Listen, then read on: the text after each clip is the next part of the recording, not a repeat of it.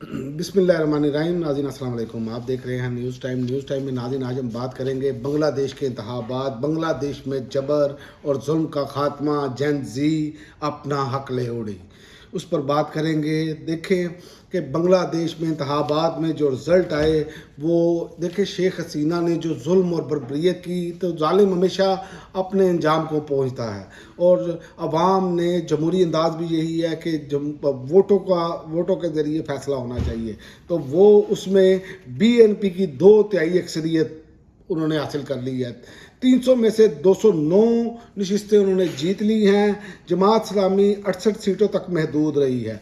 तो ये अब सूरत हाल है। जेन जी ने अपना काम मुकम्मल किया और सियासतदान अब जो है BNP, अब इनका इम्तिहान शुरू है कि क्या वो बांग्लादेशी अवाम की मंगों के मुताबिक वैसे डिलीवर कर पाते हैं या नहीं कर पाते। लेकिन याद रखें कि 14-15 साल का जो जबर किया शेख हसीना ने अपने मुखालफिन के साथ, वो अब अपने अंजाम को पहुंच चुका है और अवाम ने उसे मुकम्मल तौर पर रद्द कर दिया है। और दूसरा, बोर्ड ऑफ पीस में ट्रंप बड़े फैसले करने जा रहे हैं, जिसमें अब खबरें आ रही हैं कि बैनुल अक़वामी फोर्सेस तैनात करने का ऐलान किया जाएगा। 19 फरवरी को ये अहम इजलास होने जा रहा है और उसके साथ साथ ईरान के हवाले से भी जो है वो घेरा तंग किया जा रहा है। पूरी कोशिश की जा रही है किसी न किसी तरीके से ईरान को काबू किया जाए। तो आइंदा आने वाले जो दिन हैं, ये रमज़ान के शुरू में आप देखेंगे कि ये चीज़ें खासी इंटरनेशनल लेवल पर आपको बदलती हुई नज़र आएंगी। और इसी तरह अब हम अपने पाकिस्तान के वाले से बात कर लें तो आज अपोजिशन ने सेनेट में जो करारदाद पेश की इमरान खान की सेहत के वाले से, और हुकूमत ने उसे मुस्तरद कर दिया।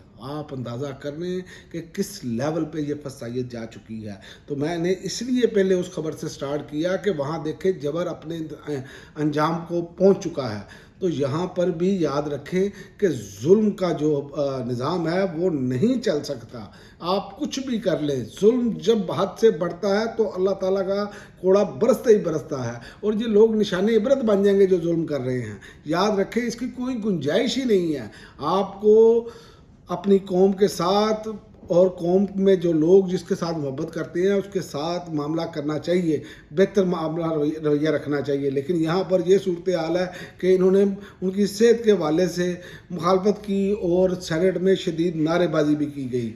तो इमरान खान की सेहत के हवाले से तो जो सूरत हाल बनी है, अब तक की जो इस टाइम खबरें आ रही हैं कि लोग अज खुद जो है KPK के लोग, चूँकि क़यादत इस टाइम ठंड और वाली बैठी है, तो नज़र यही आ रहा है कि ये मामला जो है ये लीडरलेस होने की तरफ जाएंगे। उसकी वजह यह है कि क़यादत जो है वो मुकम्मल इस निज़ाम का हिस्सा है और क़यादत किसी भी सूरत ऐसा रिस्क नहीं लेना चाहती जिसमें उनको जेलों में जाना पड़े। वो तो सिर्फ मीठा मीठा हब करना चाह रहे हैं और कड़वा कड़वा थू करना चाह रहे हैं। तो ये PTI की इस टाइम हालत है और मुझे लगता है कि ये आने वाले दिनों में PTI की जो क़यादत है वो अब अवाम के गैज़ो गज़ब का शिकार होने जा रही है और सैल अफरीदी के पास अब ये आखिरी मौका है।